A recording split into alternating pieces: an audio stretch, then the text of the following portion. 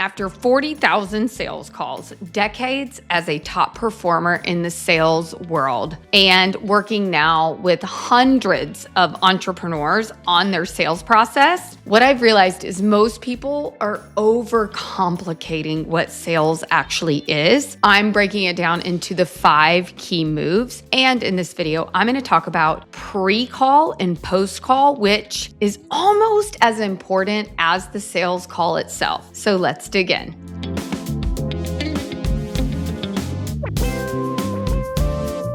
But before we do, I just wanted to say hello. Welcome back to my channel. I am Jana Niksa, the conversion queen.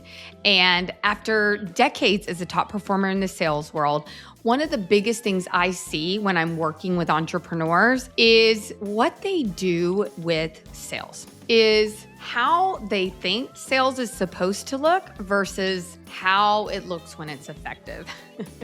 And so if you know me and you know anything about my channel, I really hate on scripts, because if there's anything you need to be doing in a sales conversation, it is listening and being present and not all up in your head trying to follow a script. And so what I find working with my clients is that the simpler it can be and the more you can be grounded and in your body and in that active listening mode and less in the get it right mode, the better off you're going to be. So whenever I'm working with clients, one of the very first things we talk about, whether it's selling in the DMs, selling from stage, or selling on a sales call, is this idea of kicking your ego to the curb. One of the biggest problems with 99% of these sales trainings, sales coaching, and all of that that's out there is it's very pushy. It's very, what do I need to do to get them to do what I want them to do? It's manipulative and it's self-serving. And so a very, very important piece of this puzzle is we have to take our ego out of it, which what does that mean? It means we have to think about them and what they want more so than what we want. And so first, let's talk about this pre-sales call ritual. So what I like to do is I have different guided visualizations that I do for my clients and even success hypnosis. But what I'm really trying to do is help them get grounded in their body and help them remain present and focused and turn on their active listening ears. Another thing that I like to do is check their ego at the door. Now, for all of you that aren't into the woo and all of these things, bottom line, think what you want. We're all made of energy, and doing things like pretending like you're taking the gremlin, the ego, whatever persona, which I would highly recommend you do, is have it be an aspect or part of you, but not all of you. And you leave it, you kick it to the curb. You set it outside the door. It's like, you don't belong here in this discussion. When we do that, energetically, it doesn't have as much control over us, so that we can actually have a more consciously evolved, heart-based conversation and not, what do I need to do to get them to do what I want them to do? Because bottom line, if you're in control, if you're in attachment, or if you're in lack, like, I have to do this, I have to get this, then your ego is running the show, which is going to run that sales call into the ground. Another thing we want to do pre-call is don't fly blind. Know what you're talking about. Make sure you're caught up. If you've talked to this person before, familiarize yourself with what was discussed. Go through your note, which is a whole nother story if you're not taking notes or recording your sales calls, but we'll talk about that another day. But make sure, either if it's a new prospect, that you are familiarizing yourself with them, their content, their website. And if it's somebody that you've talked to before, again, familiarize yourself. Prepare is what I'm trying to say. Especially in high ticket, if you're selling a 5K, 10K, 15, even 25K package, you need to be an expert. You need to be prepared, and you need to go in like you take this very seriously. Not because you need to win, but you take it very seriously that they get the results that they desire. So now we're focused, we're grounded, we're present. We've got our active listening ears on. We're not waiting to talk. We're seeking to understand and remaining neutral and unattached. Now, if you're sitting there like, Jana, these things are easier said than done. Absolutely. These are the things I work with my clients on. It's not as easy as, oh, I just have to remain unattached. Then magically you are. There's practices and ways and truly perspective shifts that get you to see how being attached is an illusion and That's all I'll say about that for now. And you might be thinking, of course, Jana, like easier said than done. Just remain neutral and unattached. But I can assure you, this is the deepest work that I do with my clients. And there are practices and ways to remove yourself from this situation. And this is why people do so well when they learned egoless selling or authentic sales.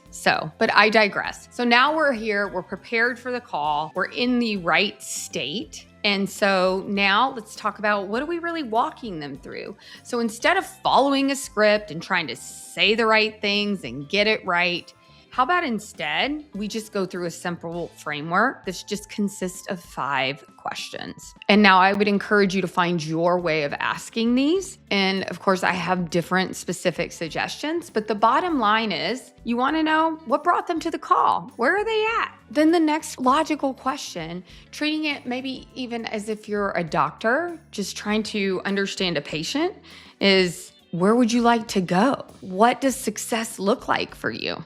Or what does good look like when it comes to this? The next question becomes very logical when you get out of your head and stop overthinking, which is, well, what have you tried? So that you can get a frame of reference of like, where are they coming from? Because really quickly, based on what they're sharing here, you're gonna have to demonstrate when you go to pitch how what you do is not what they've tried. The next question then is, what do you think is standing in your way? Like if you are here and you want to be here and you've tried to get here, what do you think it is? What do you think? This is what's key. You need in order to get there. Why hasn't it already worked? Let them sell you on what they think they need. And guess what? And this is something we talk about a lot inside my container is now we use all of this later when we go and pitch our offer. But for now, we just need to understand what they think the issue is and what they think the solution is. And then the last piece is asking permission to sell. And that looks something like, hey, I've actually supported a lot of people through a process just like what you're going through currently. Would you like to hear how we've done this?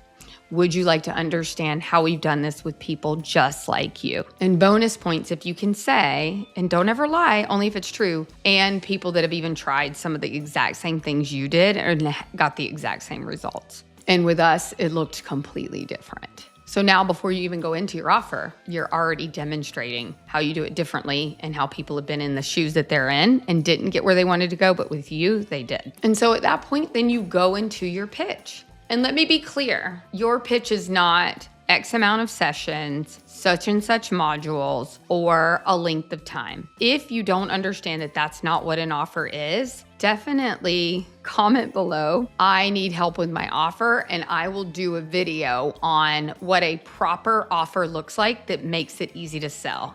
And it's not lengths of time, and it's not how many calls you get, it's not how many sessions you get, or how many modules there are. And so now one question I get is about price. Like, how do I price it? And, if it's not based on lengths of time, like, what does this look like, Jana? And the best rule of thumb I learned from one of my mentors, which is price at your level of conviction, meaning there is no right or wrong answer here, but depending on how well you can articulate the value, and more importantly, how much you believe in the transformation you provide, how quickly you can get them that transformation, and how robust that transformation is, all of that needs to be factored into the price. And so that's why I always say you have to be sold first. You cannot sell something that you're not sold on. Well, let me be clear. The type of people I work with cannot sell something that they're not sold on. And so bottom line, when you price at your level of conviction and you've walked them through this process of like, where are they at? What have they tried? What do they think is standing in their way? And would you like some support on this? And when you take all of that and you plug that into the offer, and when you take all that they've shared and you demonstrate to them how your offer fits in that gap, and you're priced at the level of conviction that you hold for the magic that you provide to somebody, the price should roll off your tongue. The person who obsesses about your ideal client's problem the most wins. Now, something I should mention, pricing at your level of conviction and being able to say it and letting it roll off the tongue like it's no big deal. There's a few things that come into play with this other than you being sold on your offer. That is, what are your money stories? Do you have a lot of lack? Are you someone who's willing to invest in yourself at higher levels? most of my mentors will say things like, you cannot charge what you're not willing to pay. And I like to say that reality is a mirror. And if you're not sold enough on yourself to invest in you and in your business and in your vision, then why should anyone else invest in you? And so there are other things that come into play other than just being convicted in your offer and the price point. So there are other things to contend with other than your conviction in the value that you deliver and the price point. That's more of the internal game and what's going on. At that point, there may be some deeper money things going on that's preventing you from being able to have that conversation, which is, again, something we can talk about on another video. Because at the end of the day, success is an inside job, ultimately. Now, so we talked about the pre-game. Let's talk about post-sales call. So let's say there's two different ways this can go, right? Either they say yes, or they say, I need to think about it, or let me get the money together,